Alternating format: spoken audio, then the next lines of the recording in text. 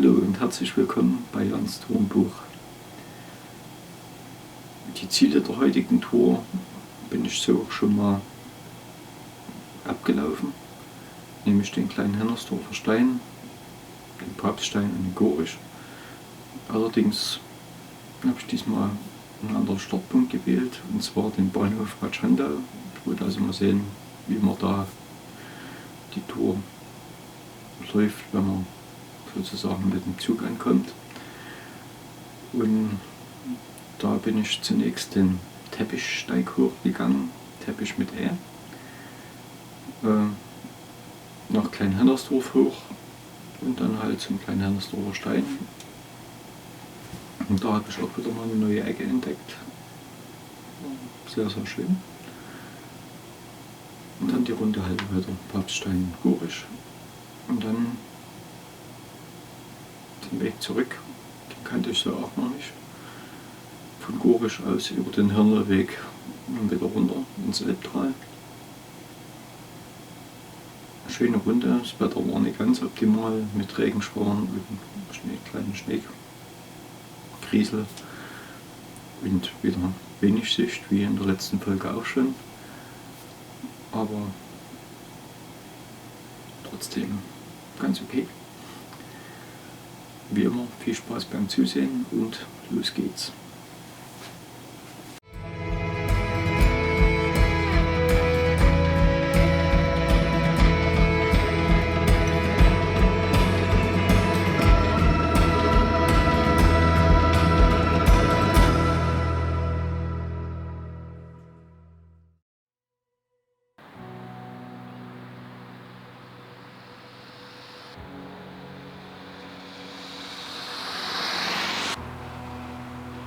Grau und trist zeigt sich das Elbtal bei meinem Start in Bad Schandau. Leichter Nieselregen macht es noch etwas schwieriger, in Gang zu kommen. Auf dem Teppichsteig geht es stetig bergan Richtung Klein-Hennersdorf. Dieser Weg markiert zugleich den Anfang bzw. das Ende des Forststeigs.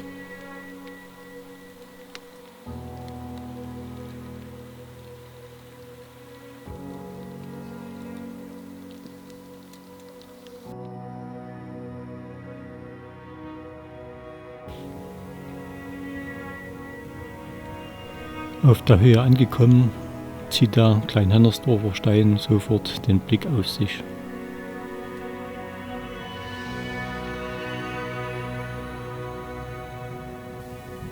Beim Blick zurück ist auf der anderen Elbseite der Falkenstein und die Schrammsteine zu sehen.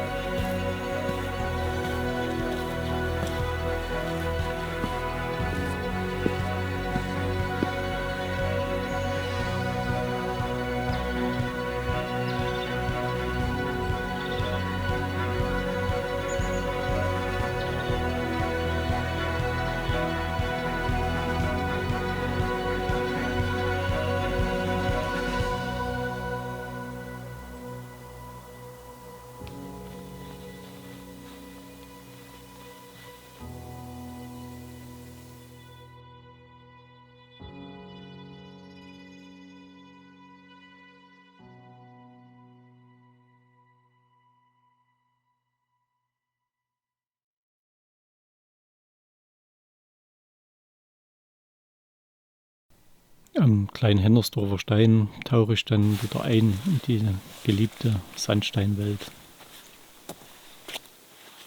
In dem Hölle genannten Tal gelangt man auf den Berg hinauf.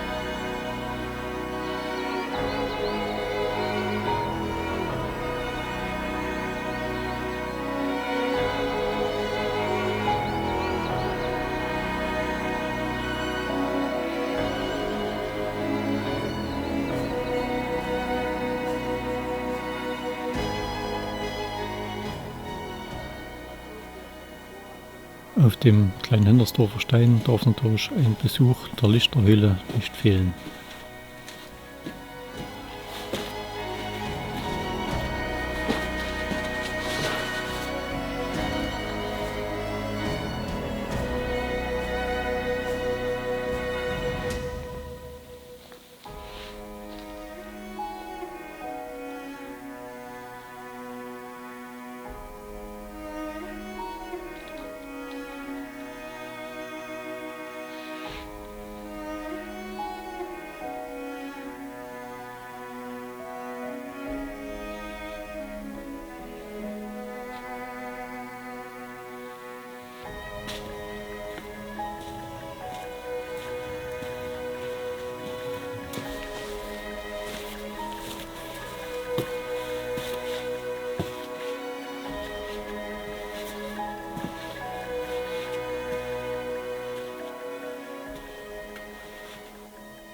Nach einem kurzen Blick in die Sandhöhle mache ich mich auf zu meinem nächsten Ziel.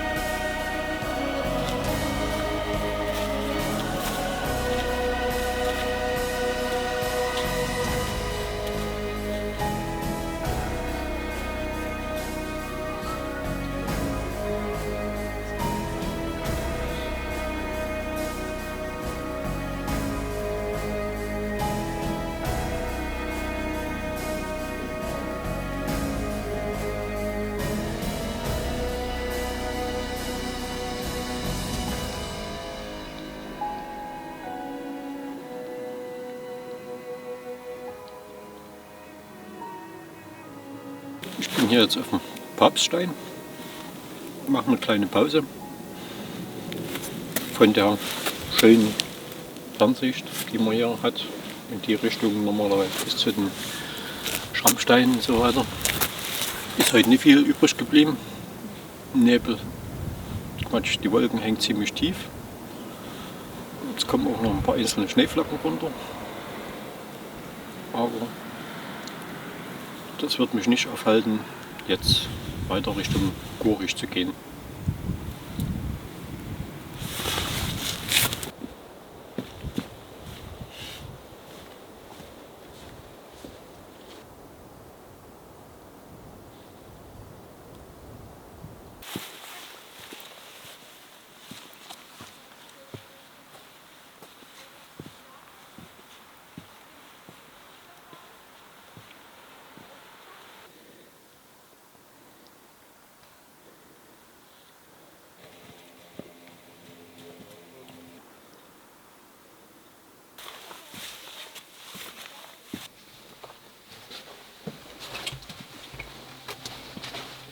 Genau. Das ist die Zirkelsteiner. Der war nicht artig. Haben die Steine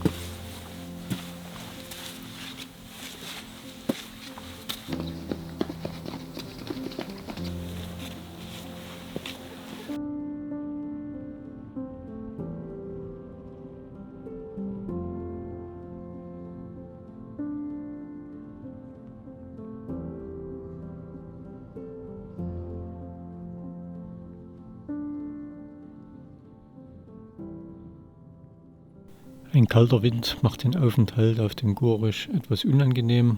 Trotzdem hatten an diesem Tag doch recht viele Wanderer den Weg hier herauf gefunden.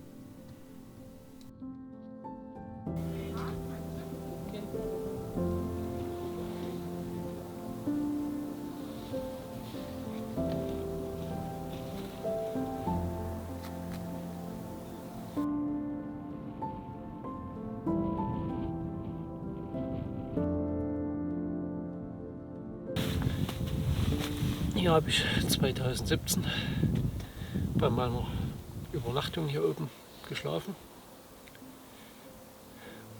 Damals einen kleinen Zweiteiler darüber gemacht. Ein paar Zeitraffer im Sonnenuntergang und so weiter. War eine gute Sache.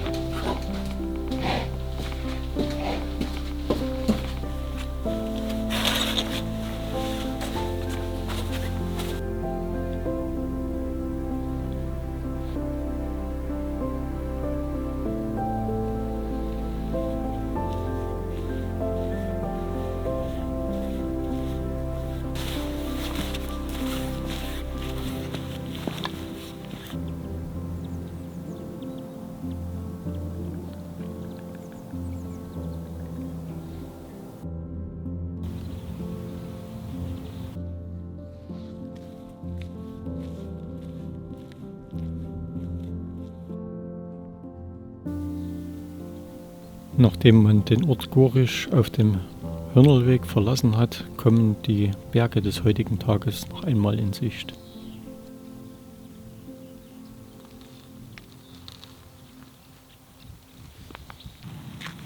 Im Nebel ist die Silhouette des Liliensteins zu erkennen.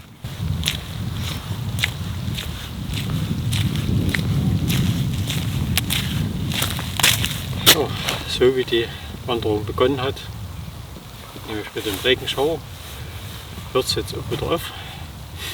Und deswegen packe ich die Technik jetzt erstmal weg und ja, die letzten 2 Kilometer oder so darunter zum Bahnhof von Bad Schandau laufen. Das soll es für heute gewesen sein. Tschüss, bis zum nächsten Mal. Da bin ich nochmal. Ich will nochmal was zum Ende der Tour sagen. Die ist aus meiner Sicht nicht ganz optimal. Also wenn man da den Hörnerweg runterkommt, stößt man da auf die 172 und da gibt es für Fußgänger nie wirklich viel Platz. Auf der rechten Seite ist eine Mauer, auf der linken Seite sind Leitplanken und die Straße macht auch gerade eine Kurve. Insofern recht unübersichtlich mit viel Verkehr. Ich wollte das umgehen, habe da auf der rechten Seite einen kleinen Pfad gefunden. Der verlor sich dann aber irgendwann, oder ich habe ihn verloren und bin da in dem Hanggebiet oberhalb vom Bad Schandauer Bahnhof rumgeirrt, so mehr oder weniger. Habe zwar dann so ein paar alte Steinbrüche entdeckt, war auch recht interessant, aber letzten Endes nie ganz optimal. So. Da bleibt wahrscheinlich nur die Variante über die Straße. Naja, das soll es dazu noch als Hinweis gewesen sein. Ich hoffe, ihr seid beim nächsten Mal mit dabei. Und bis dahin, tschüss.